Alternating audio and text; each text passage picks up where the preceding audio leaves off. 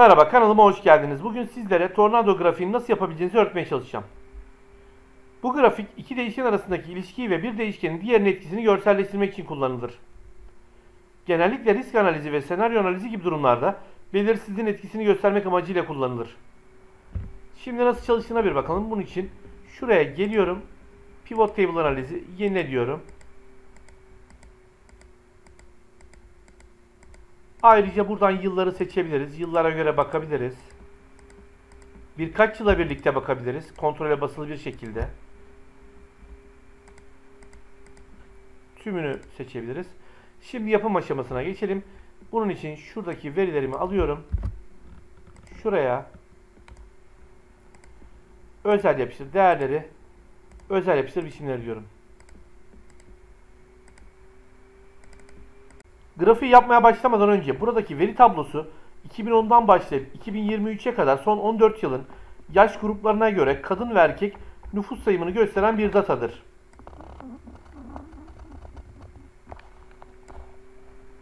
Buradan ekleye geliyorum. Pivot table analiz diyorum. Var olan çalışma sayfası. Şurayı seçiyorum. Tamam diyorum. Buradan yaşı şuraya, satırlara, cinsiyeti sütunlara, nüfusu ise şuraya alıyorum. Buradan genel toplamı kaldırıyorum şuradan.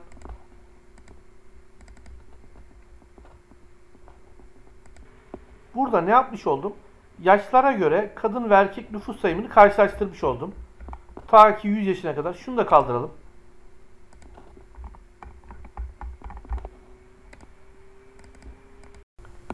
Şimdi şu başlıkları alıyorum. Şuraya. Şuna yaş diyeceğim. Burası kalacak. Shift eşittir diyorum. F3. Bunu aşağı kadar çektiriyorum. Şurada bittiği yerde bırakıyorum.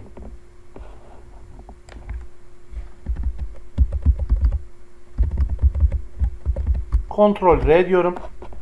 Şunu aynı şekilde alacağım. Şunu da Ctrl R diyorum. Bunda da şunu alacağım. Yalnız şuna erkeğe eksi diyeceğim. Eksi olarak gelsin değer. Aşağı doğru çektiriyorum bunu.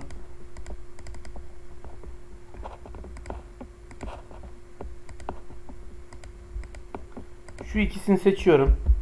Aşağı doğru tamamını seçtim. Ekle dedim. Buradan şöyle yapalım. Tüm grafikleri seçelim. Şu çubuk grafiğimi seçiyorum. Şunu.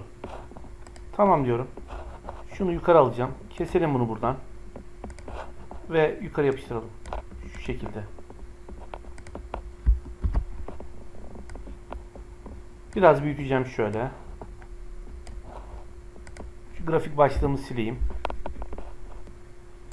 Şu grafiğimi seçiyorum. Veri serisini biçimlendir. Şuradaki boşluk genişliğini 0 yapacağım.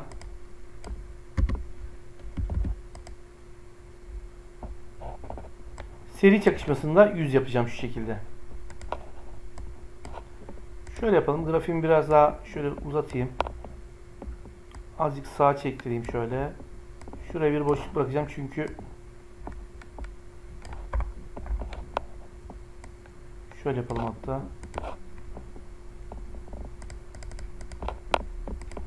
Şuraya da bunu biraz daraltalım şöyle.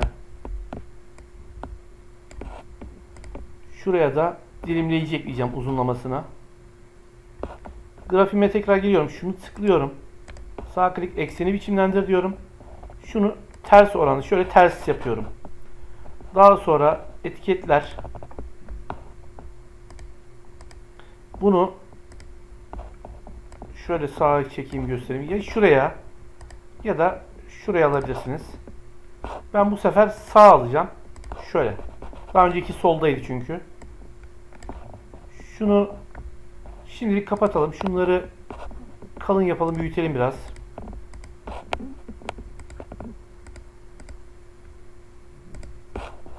Şunları da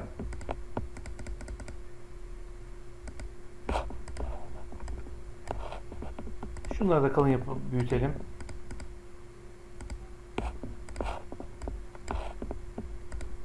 Şimdi ben şuradaki eksilerin görünmesini istemiyorum bu şekilde. O yüzden bunu tıklıyorum. Ekseni biçimlendir diyorum. Şuradan sayıya geliyorum. Buradan isteğe uyarlanmış diyorum. Ekle diyorum şu şekilde ve burayı artıya çevirmiş olurum şu şekilde.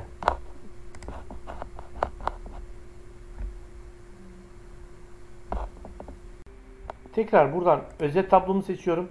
Şuradan pivot table analizinden dilimleyici ekle diyorum ve buradan yılı seçiyorum. Tamam diyorum. Şunu şöyle daraltacağım. Şuraya sığdıracağım şu şekilde şunu. Aşağı doğru çektiriyorum. Şununla aynı hizaya getiriyorum. Şimdi buradan yıl bazlı seçeceğim. Kontrole basılı bir şekilde de seçebilirsiniz. Yılların toplamını seçmiş oluyorsunuz bu şekilde. Hepsini açabilirsiniz. İstediğiniz yıla bakabilirsiniz. Bu video ile ilgili anlatacaklarım bu kadar. Verdiğim bilgileri sizlere faydalı olacağına inanıyorum. Kanalıma abone olup bildirimleri açmanız halinde bundan sonrasında yayınlayacağım faydalı paylaşımlardan haberdar olabilirsiniz. Beni takip edip çalışmalarımı izlediğiniz için teşekkürler.